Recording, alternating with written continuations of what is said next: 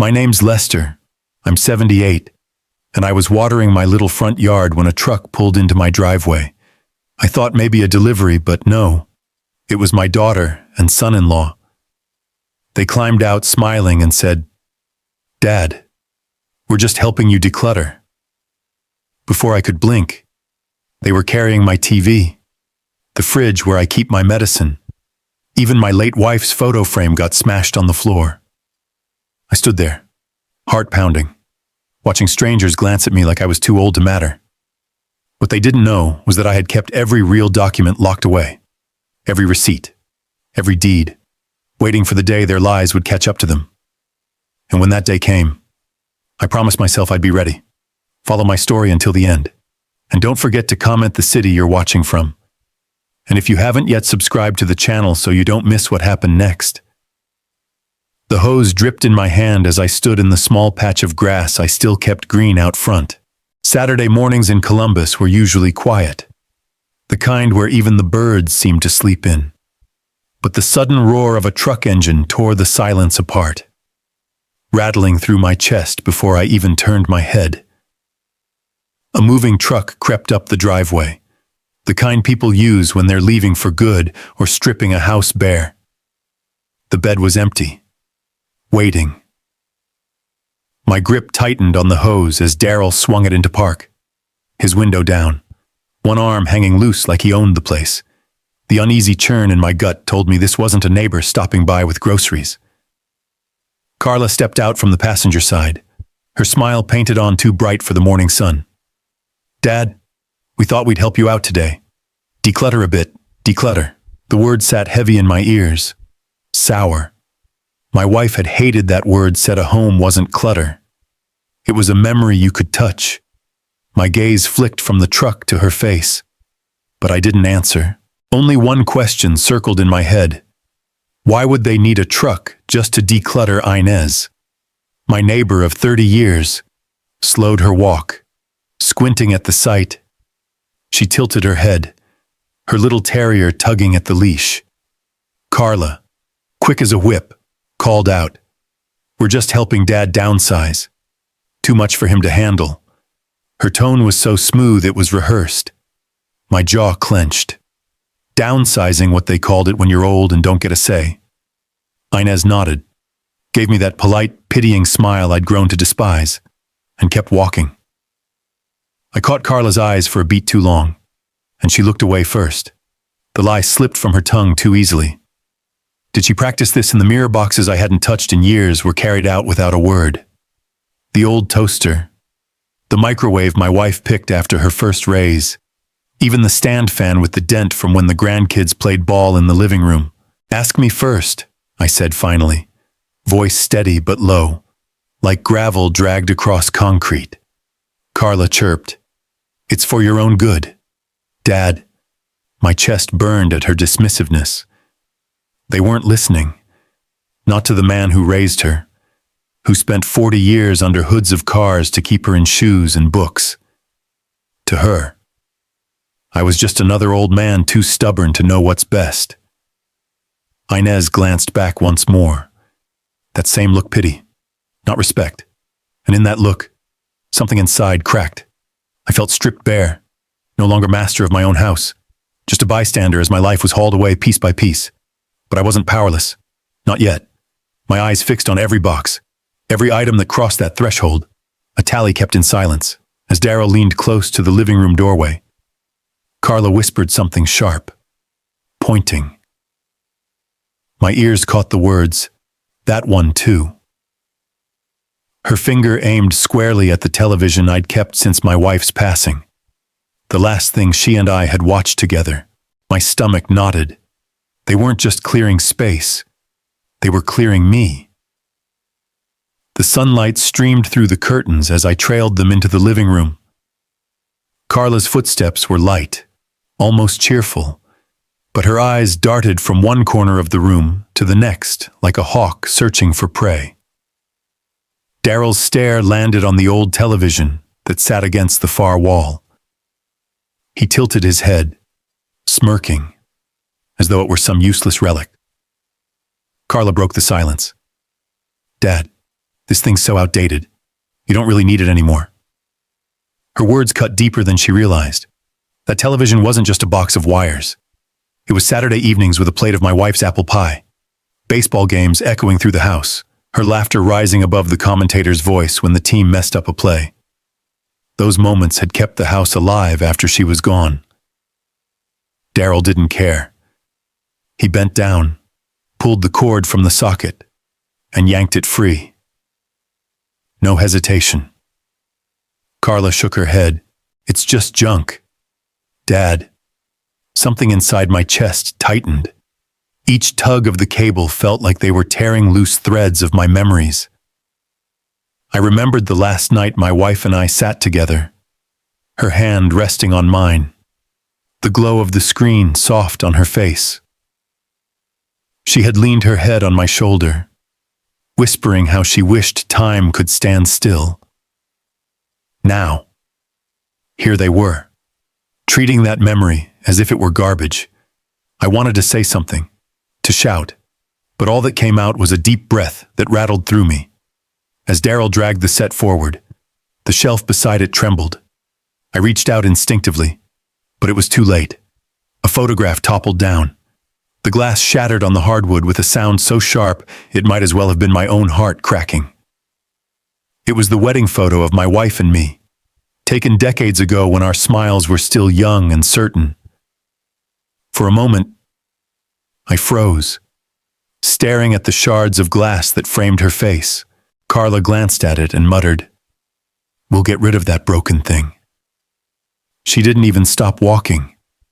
That was when the pain hit sharp, immediate, like betrayal given form. My knees bent slowly as I lowered myself to the floor.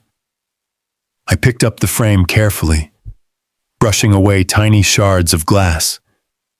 My wife's smile was still there beneath the cracks. My throat burned. "You can strip this house bare, but you'll never erase her from me." Daryl chuckled above me. "Dad, stop clinging to the past. It's pathetic." I looked up at him, holding the frame close to my chest. I didn't trust my voice, so I stayed silent. Silence can carry more weight than anger. The room felt smaller, emptier, yet my grip on that photograph steadied me. They might take the couch, the appliances, maybe even the table, but this picture, this love, was mine to keep. Carla leaned toward Daryl, her voice dropping low but not low enough.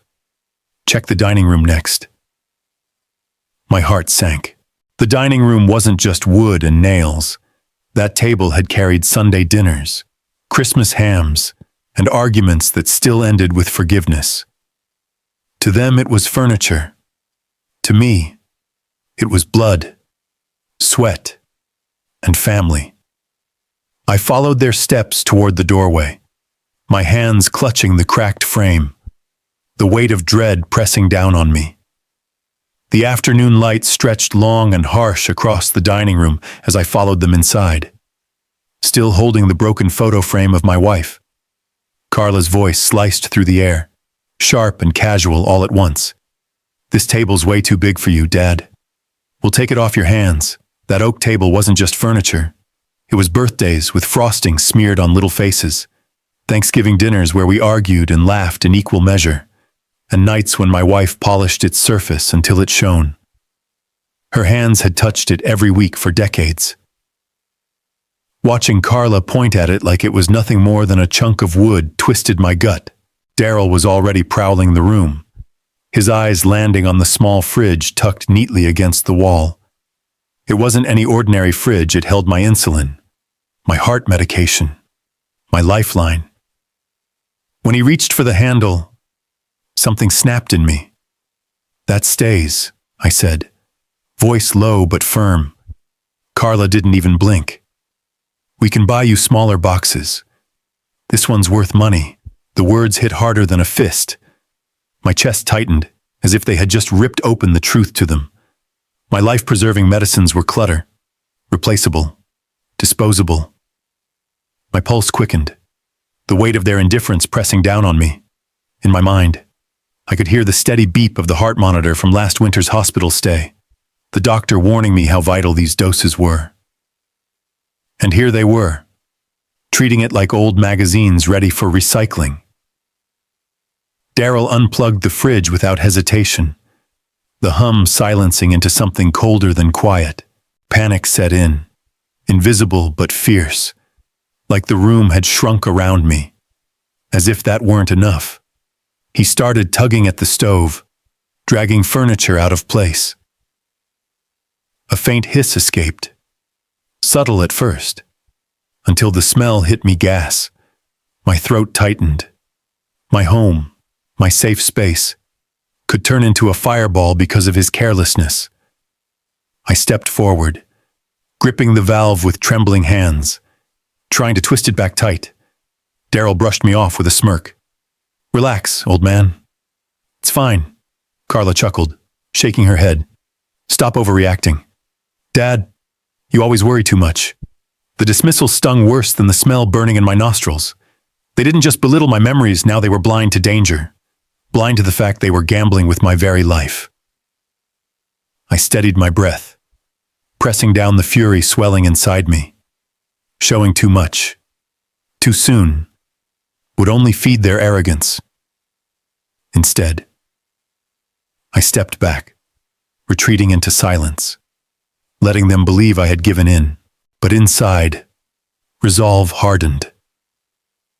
Carla leaned toward Daryl, whispering, "Next, the garage, the garage." They thought it was just storage. To me, it was the last sanctuary, the only place left untouched by their hands. As the faint smell of gas lingered behind me, my heart locked onto one thought. If they laid a finger on what was in that garage, they'd regret it. The garage smelled faintly of oil and rust, a scent that always carried me back to years of long shifts and aching hands. Daryl yanked my old red toolbox across the floor, the one I'd kept since the day I opened my first shop. The metal screeched, leaving a scratch across the cement. Carla's voice floated in from the doorway. "We'll buy you something new, Dad. Don't worry." Her words carried the tone of kindness, but the meaning was as heavy as chains. Promises like that weren't for me, they were meant to bind me, silence me, remind me that my life was no longer mine to manage. I stood there, watching, the weight of years pressing into my chest. "Stop," I said firmly, stepping forward. "You're taking things without asking." Carla avoided my eyes, busying herself with rearranging boxes. Daryl smirked, leaning on the heavy handle of the toolbox. "We know what's best for you," he said. That smirk, that casual arrogance told me everything. My silence all these months had made them bold. The more I allowed, the more they believed they had the right. Carla finally turned toward me, her expression tightening. "Dad, you can't handle these things anymore. You're not the man you used to be." The words cut deeper than any insult. Before I could respond, Daryl piled on with a cruel chuckle. "Face it, you're useless now." The word echoed in the garage, bouncing off the concrete walls.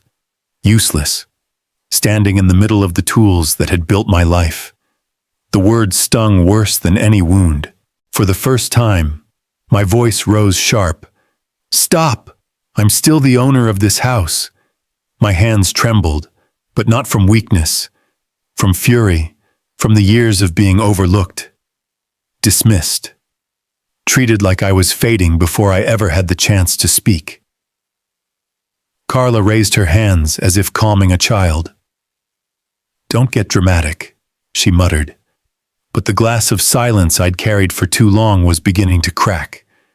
Every second I swallowed my anger. They pressed further. That day, in the dim light of my own garage, the cracks split wide. I drew myself up, spine stiff despite the ache in my back. "If you keep pushing, you'll regret it." Daryl laughed, nudging Carla as if I'd told a joke.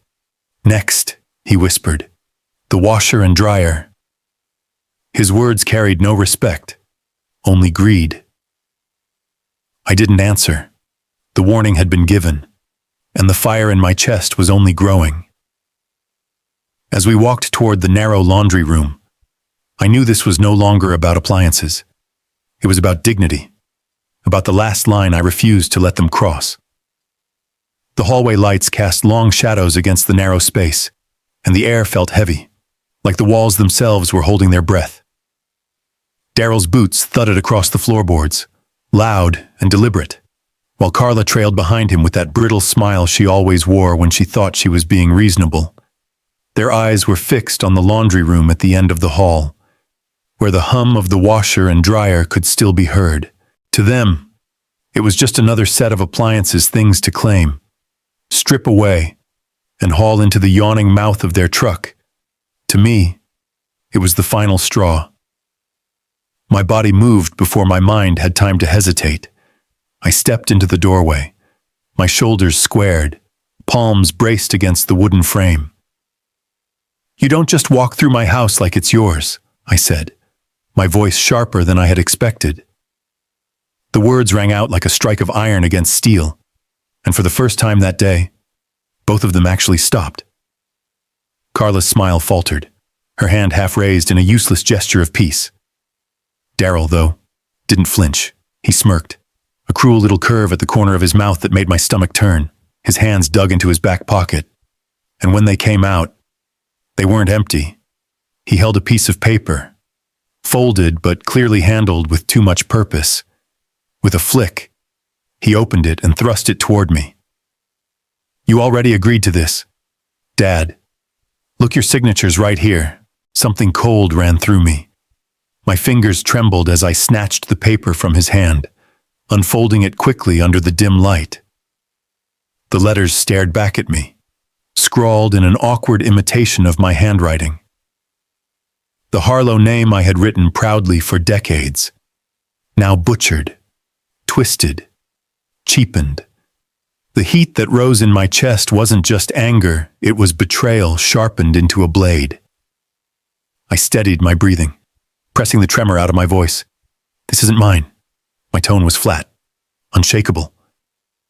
Carla rushed to fill the silence, her voice pitched high, her words tumbling over one another. "It's for your benefit, Dad. You're tired. Let us manage things for you. We'll take care of it all. Take care of it all." Those words hit harder than the lie written on that page. For years I had stayed quiet, letting small things slip, convincing myself peace was worth more than pride. But standing in that narrow hallway, paper in hand, I felt the weight of every sacrifice I had made for them, for family, for love. Each one had been twisted into a rope, and now they were tightening it around my throat. "No one manages my life but me," I said, each word deliberate, each one carrying the weight of 78 years. Daryl rolled his eyes, scoffing. "You can barely manage yourself anymore."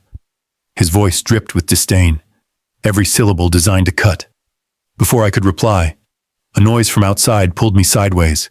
The side door of the house had been left open, just enough for voices to carry. A shuffle on the gravel, the faint rustle of fabric. I turned my head slightly and caught sight of Mrs. Keene, my neighbor, lingering just beyond the doorway. She froze when our eyes met, her face pale in the evening light. And then it happened. Daryl, his patience worn thin, spat the words that carved straight through me. "The old man won't even remember tomorrow." The sentence dropped like a stone in the room. Carla glanced nervously toward the door, realizing too late what had just been heard. Mrs. Keene's mouth tightened, her eyes wide with something between shock and disgust. She had seen them cart boxes from my home before, but this cruelty laid bare left no room for misunderstanding. For the first time all day, I felt something like vindication stir inside me. Someone else had seen. Someone else knew. I straightened, clutching the forged document so hard the paper crinkled under my fingers. My hand shook, not from weakness, but from the sheer force of everything I held back. I took a breath, long and steady, then fixed my gaze on both of them. "You just made the biggest mistake of your lives," I said. The hallway seemed to close in on us with those words. Carla's face drained of color, her lips parting as if to respond. But no words came. Darryl let out a laugh, sharp and brittle, the kind of sound meant to disguise nerves, but I caught the flicker in his eyes, the shadow of doubt that slipped through his bravado. The forged paper burned in my palm like a brand, not of shame but of resolve. They thought they had silenced me, cornered me, stripped me of authority in my own house. They thought wrong. Because in that moment, I remembered what they didn't know, what they had forgotten in their arrogance. My house had more than memories. It had secrets, protections they hadn't yet discovered, and I wasn't about to let them win. The house had gone quiet. For the first time all day, the sound of drawers slamming and furniture scraping across wood floors was replaced by stillness. I sat alone in the study, the smell of dust and old varnish pressing in, heart pounding as if the walls themselves had been witnesses. My fingers hovered over the locked drawer in my desk, the one I hadn't touched in years. The small brass key felt heavy in my hand. With a slow twist, the lock gave way, and there it was, the thick envelope Margaret had insisted I prepare long before she passed. Inside were the original paper's deeds, bills, and receipts, proof that every inch of this house, every appliance, every memory, still belonged to me. A rush of relief mixed with anger filled my chest. Age had made me cautious. They had forgotten that. I spread the papers across the desk under the yellow glow of the lamp. My wife's handwriting was still visible on the corner of one receipt paid in full. "Keep this safe." Her voice seemed to echo in my head, calm and steady, reminding me that foresight was protection. She always had a way of seeing betrayal before it came knocking. Looking down at her careful notes, grief welled up, sharp and raw, but mingled with vindication. "You were right, Margaret," I whispered into the quiet. It was as if she had been preparing me for this very day, when our daughter and her husband would treat me like nothing more than an obstacle to their greed. The forgery still sat on the desk where I'd thrown it earlier. I compared it with the real deed. It was laughable names misspelled, dates that made no sense, the kind of job done by someone who thought old eyes couldn't catch details. Rage flickered through me, but beneath it was something stronger: clarity. They had underestimated me. Every wrinkle, every ache, every gray hair was proof I had survived storms they couldn't imagine. "They think age makes me blind," I muttered, "but age makes me careful." My hands, though worn, were steady as I lined up the two documents side by side. A knock at the back door startled me. The hour was late, and the knock was hesitant, almost apologetic. When I opened it, there stood Mrs. Keene, my neighbor. Her gray cardigan hung loose over her thin frame, and her eyes darted nervously. She stepped inside quickly, lowering her voice. "I heard enough tonight," she said. "The way they spoke to you, the papers they waved around, it isn't right." For a moment, I couldn't answer. Just having someone else acknowledge the truth was like a lifeline thrown into deep water. She touched my arm gently. "If it comes to it, Lester, I'll testify. I'll tell the court what I heard." Gratitude surged, heavy in my chest. "Still," I warned her softly, "be careful, Irene. They won't like being exposed." Her eyes met mine with a resolve that surprised me. "Let them not like it. People should know what they're doing to you." She left as quietly as she came, and I stood in the doorway, watching her slip back into the night. A sliver of hope cut through the bitterness. I wasn't alone. Not entirely. Returning to the desk, I gathered the real documents, stacking them neatly before sliding them back into the safe. My hands lingered on the dial as I turned it shut, the final click sounding like a verdict. The house was still, but inside me something had shifted. No longer just anger, no longer just grief. It was resolve. Tomorrow, I whispered to the shadows. They'll learn this old man still knows how to fight. The words tasted like steel, firm and unshakable. I tucked the envelope into my old leather briefcase, the same one I carried every day to the garage when I still worked. Morning light would break soon enough, and I knew exactly where I needed to go first, the lawyer's office. The next morning found me in downtown Columbus, the city streets already buzzing with life. The sky was clear, sunlight bouncing off glass towers and spreading across the sidewalks where suits and briefcases hurried past. My own briefcase felt heavier than usual, not because of its worn leather, but because of what was inside the truth. Every step toward the lawyer's office felt like marching into battle. Inside, the scent of polished wood and old paper greeted me. Law books lined the shelves in neat rows, their spines gleaming, promising order in a world that had turned chaotic.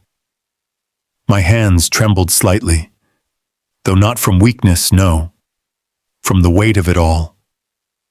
I never imagined that at 78, I would be walking into a lawyer's office to protect myself from my own flesh and blood. Miss. Linda Green rose from behind her desk as I entered. She had a firm handshake, her eyes clear, direct. There was no pity in them, only a sharp intelligence that gave me a flicker of reassurance. Mr. Harlow, she said warmly, please have a seat. I lowered myself into the leather chair across from her desk, setting the briefcase down carefully, as if it contained fragile glass. With deliberate motion, I opened it and laid 2 stacks of papers on the polished surface, the crude forgery my daughter and son-in-law had waved in my face, and the originals I had safeguarded for years. Her fingers moved quickly, efficiently. She pulled a small magnifying glass from her drawer and examined every line, every signature. Silence filled the office, broken only by the occasional rustle of paper. My chest tightened with each second that passed. Finally, she looked up, her brows knit. Mr. Harlow, this forgery isn't even sophisticated. Her words sliced the silence. She spread the forged document side by side with the originals. Look here, the notary seal. It doesn't match the state's format. This date impossible. It's a Sunday when the office was closed.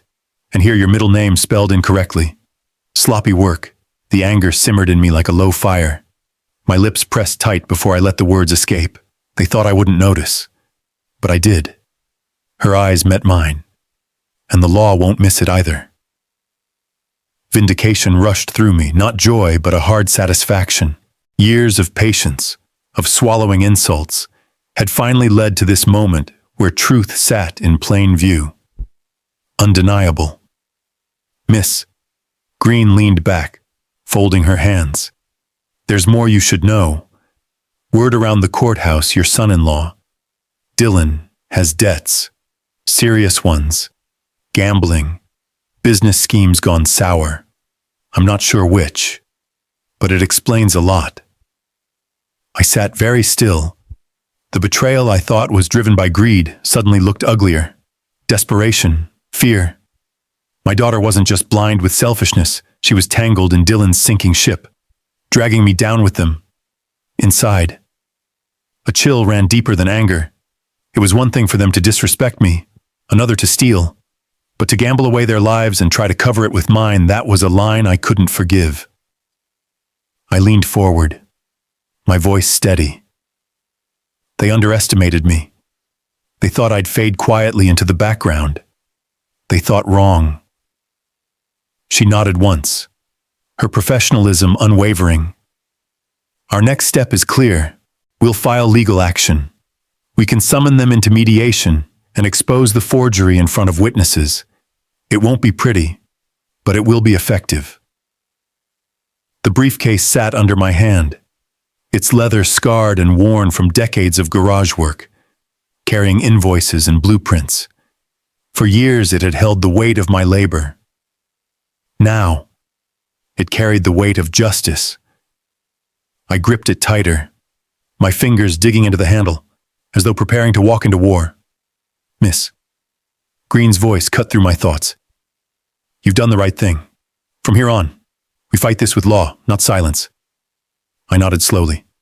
A storm was building, and I was no longer the quiet old man letting it roll past. I was standing at the center, ready to meet it head on. That evening, the phone rang, sharp and insistent, echoing through my house. I knew without a doubt it would be them. The living room was thick with tension. Every piece of furniture pulled into a stiff circle, like a courtroom improvised out of old armchairs. The coffee table sat bare except for the stack of documents I had carried back from Miss Green's office. Evening shadows stretched long across the carpet as my children filed in. Faces guarded. Voices clipped. They thought this was just another one of my rambling family discussions. They were wrong. I began slowly, my voice calm but lined with steel. I reminded them of the decades I had worked double shifts at the garage, of the birthdays and holidays I'd sacrificed to keep this family afloat. Then I placed the forged document in the center of the table. Silence fell. My hand hovered a moment before I set down the originals beside it, the deed, the receipts, the notary seals so carefully preserved. Carla's lips parted. Daryl leaned back, jaw tight, eyes darting. A low murmur rippled through the room as my other relatives recognized the implications. The air seemed to hum with disbelief. They hadn't expected me to fight back, much less to come armed with proof. Daryl was the first to speak, his denial quick and loud. This is ridiculous. Anybody can fake a stamp. Dad doesn't know what he's talking about. His voice cracked on the last word. Carla shifted in her seat, crossing and uncrossing her legs, looking everywhere but at me. I didn't raise my voice. I simply pointed out the mistakes Miss Green had shown me, the notary seal that didn't match, the misspelled middle name, the date written in a format I'd never used. If you wanted to forge my signature, I said quietly, you should have at least learned how I spell my wife's name. The words hit the room like a hammer. Carla's face flushed. She swallowed hard, and for the first time she didn't try to defend her husband. Instead, she blurted out, I told him it was a bad idea. I told him you'd keep everything locked up. But he said you'd be too old to notice. The confession hung in the air, half apology, half damnation. Gasps came from the relatives seated around us. Gregory, my old friend who had been sitting quietly in the corner, cleared his throat. His voice was gravelly but steady. I saw Daryl hassling a notary a few weeks ago, down at the strip mall office. He was pressuring her to sign off on papers that weren't right. I didn't want to believe it then. But now, he trailed off, shaking his head. The room erupted. Carla turned on Daryl, her disbelief written across her face. You told me everything was handled. She snapped. Daryl's mask of control slipped, just for a second, before he snarled back. What choice did we have? You think the debts would pay themselves. And then, from the far end of the room, came the voice that cut deeper than all the others. My grandson, pale and trembling, stood with his small fists clenched. I saw him. He blurted. I saw Uncle Daryl loading Grandpa's things into the truck at night. He told me not to say anything. He said it was just a grown-up business. But it wasn't. The innocence in his tone sliced through the chaos like glass. Carla froze, her mouth opening but no sound coming out. Daryl's face twisted, rage and panic warring behind his eyes. For once, I didn't say a word. I let the truth settle into every corner of that room, heavy and undeniable. The silence lasted only a heartbeat. Then Daryl slammed his fist against the table, rattling the documents. His voice was raw with fury. You think you've won, old man. You'll regret crossing me. All of you will. No one answered. The weight of his threat lingered long after his voice died away, pressing against our chests like a storm building on the horizon. I looked around the circle. At every pair of eyes now turned toward me, not with pity, not with doubt, but with the realization that the battle lines had been drawn. That night, I didn't sleep.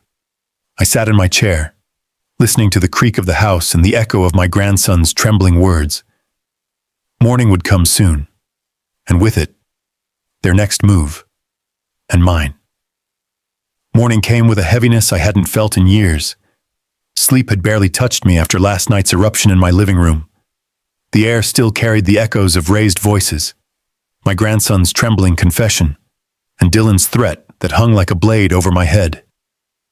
Yet as the pale Ohio sunlight crept through the curtains, resolve steadied the body that had been shaken the night before. On the kitchen table sat my briefcase, leather worn soft by decades at the garage.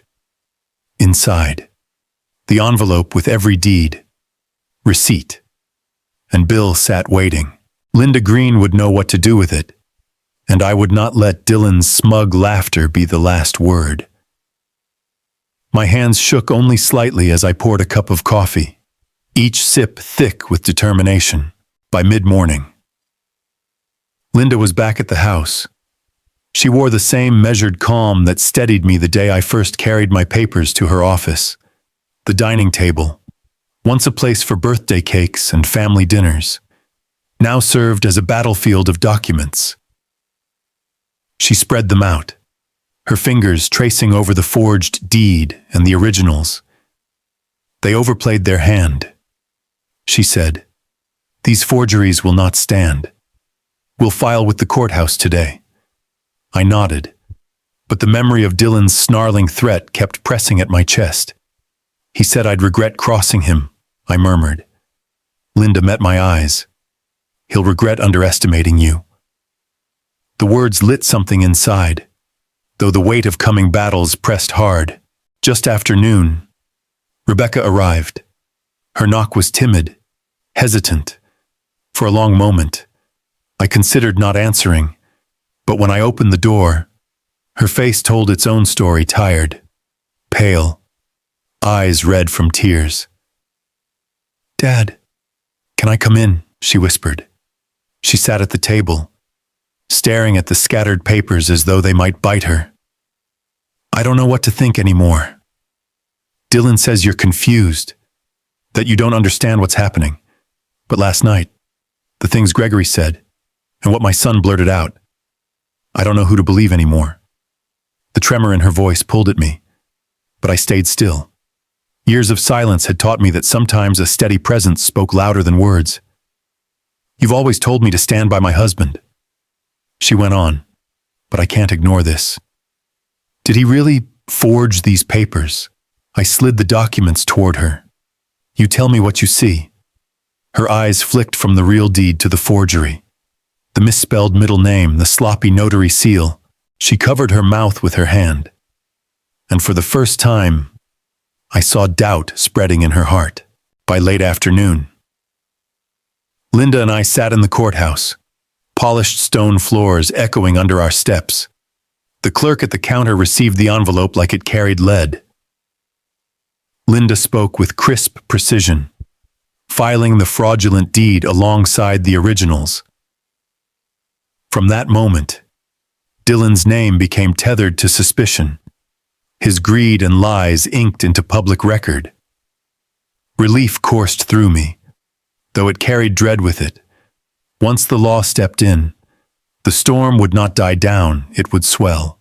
That evening, I stepped out for groceries. It was impossible to ignore the sideways glances. At the bakery counter, two neighbors whispered until they noticed me looking. In the produce aisle, an old acquaintance nodded stiffly, then turned away. The scandal was already seeping into every corner of the community. Shame burned, but so did pride. At least the truth was out. They could whisper all they wanted. It didn't change the fact that Dylan had tried to steal what wasn't his. Night fell heavy again, and the phone rang. Rebecca's voice came through, shaky and tearful. "Dad, Dylan's gone. He stormed out after I asked him about the forgery. He said I betrayed him for doubting him." What am I supposed to do? The sound of her sobs reached into me, but words didn't come easily. I let the silence hold for a moment, steady and firm. Finally, I said, "The truth has a way of breaking chains. Rebecca, even when it hurts." She cried softly, thanked me, and hung up. Minutes later, I heard the faint scrape of something pushed under my front door, an envelope. My heart tightened as I bent to pick it up. Inside were photographs, grainy, but clear enough to make out Dylan standing with a man I didn't recognize, exchanging a thick envelope under the dim glow of a parking lot lamp. My stomach dropped. This was bigger than greed. I held the photos under the kitchen light, dread pooling in my chest. Whatever storm I thought had come, this was only the beginning. The courthouse loomed over the square that morning, its stone walls catching the pale sun as I made my way up the steps. The air was cold, crisp in a way that made every breath feel heavier, as though the world wanted me to be fully awake for what was about to unfold. Miss Green walked beside me, her pace steady, her presence as unshakable as the papers she carried in her leather case. Inside, the echo of footsteps across the tiled floors met us like a drumbeat. I sat in the back, watching as Dylan was led into a room for questioning. He looked smaller than the man who once strutted through my home with a smirk, hauling out the life I had built. His shoulders sagged, his eyes darted nervously toward the officials waiting for him. For the first time, I saw fear where arrogance had always lived. The weight of justice was beginning to settle, and though I said nothing, the corners of my chest felt lighter. By afternoon, the story had already spread. A headline blared from the local paper left on my porch. "Family fraud scandal shakes Columbus suburb." Neighbors didn't need to whisper anymore. The ink spoke louder than any gossip could. Rebecca's workplace, I heard, was in a storm of rumors. Her colleagues had begun to look at her not as a victim, not even as someone fooled by her husband, but as an accomplice who let things go too far. Shame clung to her like a shadow, heavier with every glance she received. When she came to court that day, she avoided my eyes. She stood close to Dylan at first, as if loyalty demanded it. But her face betrayed the cracks, a furrow that deepened when the judge listed the charges, a nervous twitch of her hands as murmurs filled the room. I wanted to reach for her, tell her I understood the trap of love blinding us to the truth. But I kept still. This was her fall, not mine. Back at home, the quiet was different. It was not the hollow quiet of being stripped of dignity, but the calm of endurance after a storm. Sitting at the dining table, I traced the grooves in the wood with my fingers, remembering birthdays, laughter, and quarrels settled over meals. Bitterness pricked me, so many years given, so many sacrifices made, only for betrayal to arrive in the form of my own blood. Yet pride tempered it. I had stood my ground. The neighbors who once looked at me with pity now stopped by to shake my hand. Some even apologized, saying they wished they had spoken up sooner. Respect, the kind I thought I had lost forever, had returned. As dusk settled, the knock at the door startled me. Gregory Shaw, my old friend, stood there, his frame more bent than I remembered, but his eyes carrying the same fire. He held out a small box, worn and dusty. "I thought you might need these someday," he said, setting it on my table. Inside were records, old contracts, property deeds, notes he had saved from the years we worked side by side. Among them, proof of my ownership of another small property Dylan had once tried to dispute in whispers. Gregory had kept them safe all this time, never asking for thanks. "You're not alone in this, Lester," he said, his voice low but firm. The relief that surged through me was almost enough to bring me to my knees. Not everyone had abandoned me. Some friendships, like oak trees, held firm no matter the storm. That night, the house was still again. I sat in the kitchen, a single lamp casting a pool of light across the table. In my hand, the photograph of Margaret, her smile eternal, her presence still the anchor of my soul. I whispered softly. I kept the promise. Love. I protected what we built. They couldn't take it away. The hum of the refrigerator filled the silence until the phone rang. The sound cut sharp, jolting me upright. When I lifted the receiver, the voice on the other end trembled. "Dad, can I come home?" Rebecca's words were broken, as though each one scraped her throat raw. My grip tightened around the phone. Heart split wide between the anger she had earned and the love that had never left. The weight of her plea pressed harder than any courtroom verdict. I froze, knowing the choice I made in that moment would change the course of our family forever. The phone call still echoed in the silence of my house, Rebecca's voice small, shaking, almost childlike, asking if she could come home. I sat there in the dim glow of the lamp, holding the receiver long after the line had gone dead. My chest tightened with questions I didn't know how to answer. Was she running back because she finally saw through Dylan's lies? Or was this just another desperate move to save herself? I leaned back in my chair, staring at the darkened window. For years, I had imagined reconciliation as something warm, something honest. But after the past weeks, after the humiliation, the betrayal, and the lies piled like rusted junk in my own home, I wasn't sure if such a thing was still possible. When the knock finally came, it was tentative, barely a tap at first, then a second, quicker one, as though she feared I'd ignore her. My legs felt heavier than my body as I made my way to the door. Rebecca stood there, hair unkempt, eyes swollen from tears. She carried nothing more than a small duffel bag, the kind a person packs when they're leaving without a plan. We didn't speak for several long seconds. I searched her face for answers. She didn't give any. Not yet. Finally. I stepped aside, my voice low.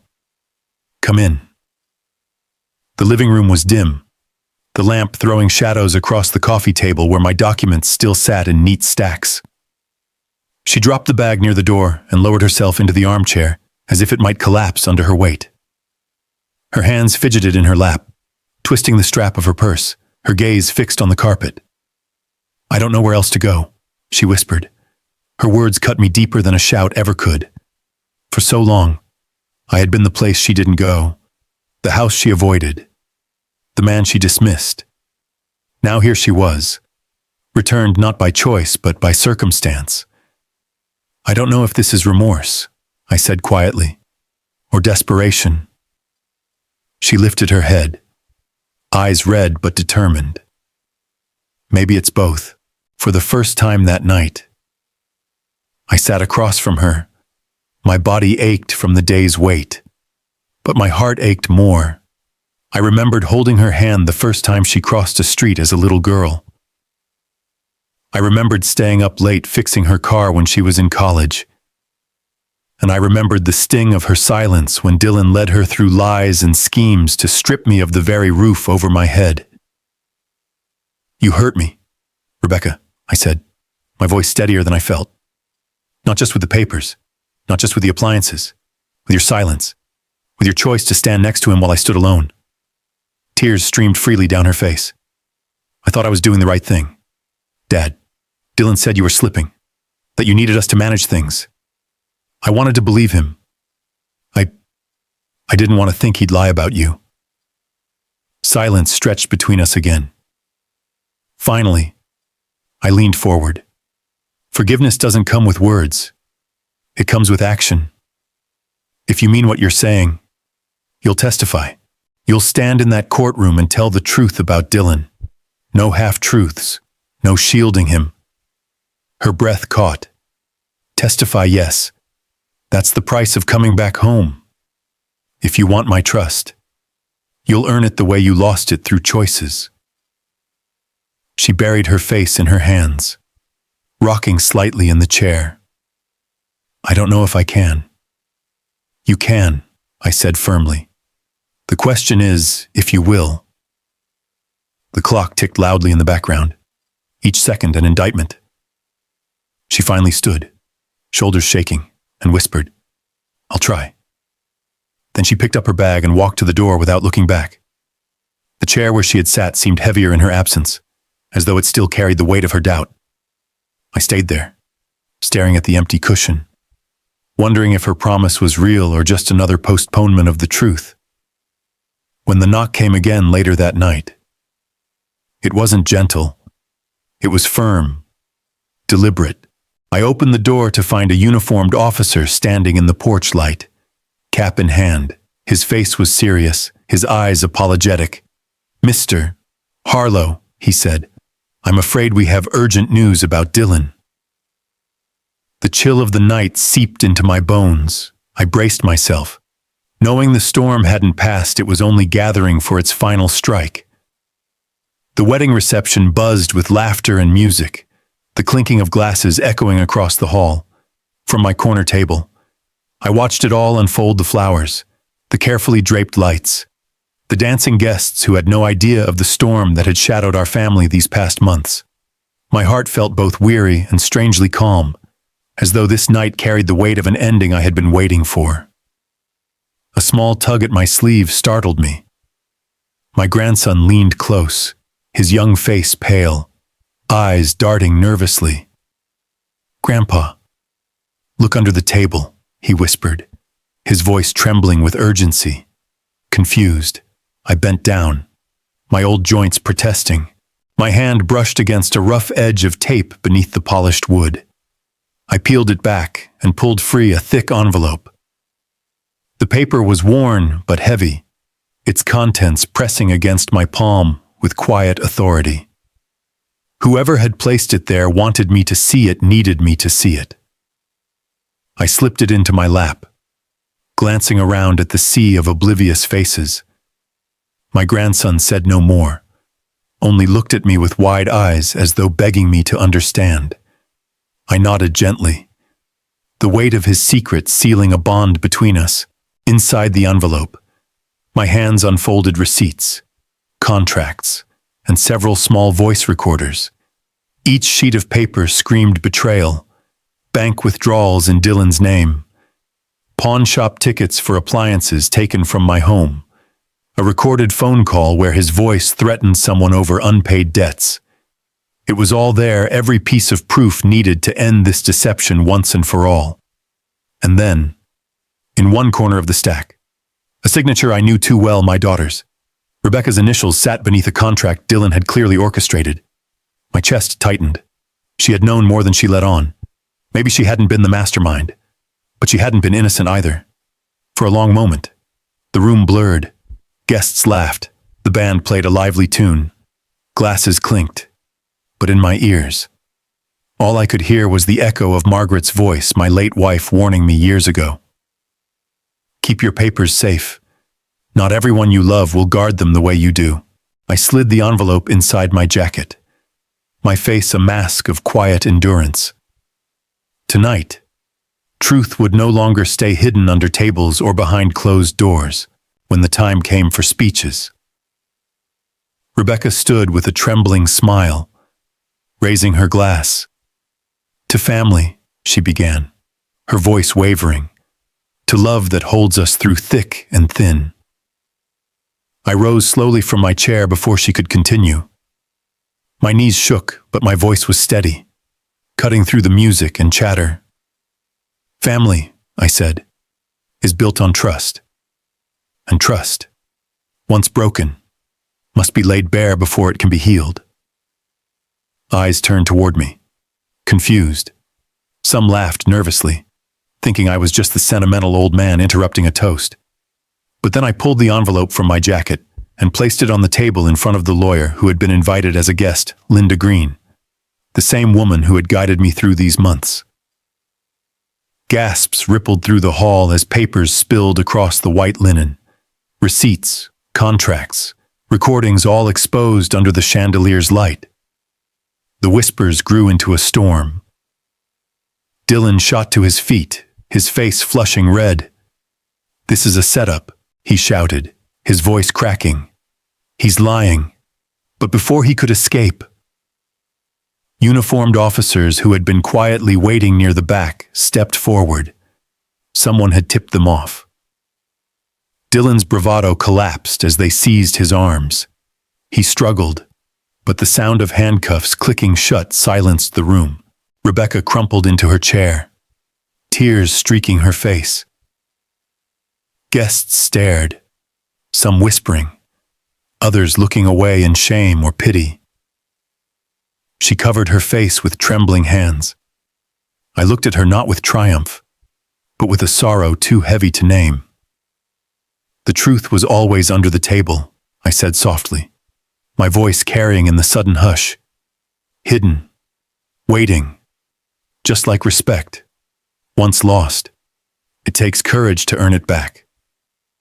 Dylan was led away through the stunned crowd, his curses fading into the night. The celebration was broken, laughter replaced with uneasy silence. Yet in that silence, justice finally breathed. Later that night, I returned to my quiet home. The reception's music still echoed faintly in my mind, but here the only sound was the creak of the floorboards beneath my steps. I set my jacket over the chair, poured myself a glass of water, and sat in the kitchen where Margaret and I had once shared countless meals. The house felt different now, lighter, though still marked by scars. I held one of our old photographs in my hands, tracing her smile with my thumb. "I kept the promise," I whispered. "I protected what we built. Forgiveness, I realized, is not weakness. It must be earned. Love is not blind. It sees clearly, even through betrayal. And sometimes, standing firm is the only way to keep love alive." I thought I had lost everything these past months. But in facing the storm, in refusing to bend, I had found myself again. Maybe, just maybe, my family would find me too, if they chose truth over greed. A soft knock interrupted my thoughts. I rose, each step echoing in the stillness, and opened the door. Rebecca stood there, her face streaked with tears, clutching nothing but her hands together. Her voice broke as she whispered, "Dad, can I come home?" I froze in the doorway, torn between the sting of betrayal and the unyielding pull of a father's love. The night air drifted in around us, heavy with unanswered questions. And there, on the threshold of choice, the story ended not with certainty, but with the echo of possibility.